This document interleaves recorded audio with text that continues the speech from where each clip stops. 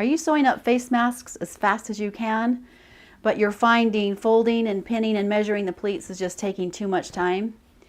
I'm Jan Howell from YouMakeItSimple.com, and in this quick tutorial I'm going to show you a streamlined method using fabric clips that make this process so much faster.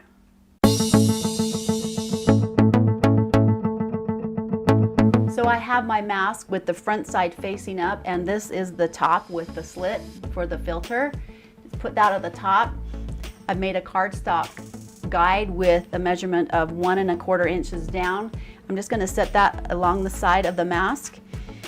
This is the trick. These are the key right here. These little fabric clips.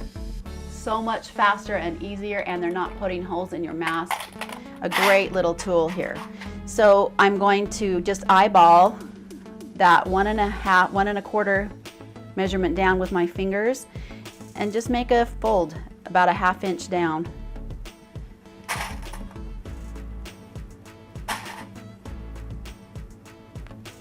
And take your fingers another 1/2 inch down and make another pleat. And you can eyeball it. You can tell whether it's crooked or not. So just eyeball that, make it even, and clamp in place. And the third one.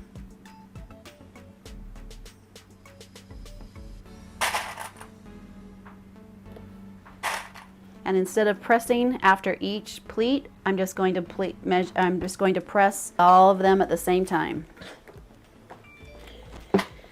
Then you're ready to go and finish the side seams there, top stitching, and you're good to go. If you haven't watched the full tutorial, you can find that in the notes below. I hope this makes this process a lot easier so we can get these masks made and sent out. Have a great day, keep smiling. Make sure you're subscribing to the channel for upcoming tutorials. We'll see you in the next class.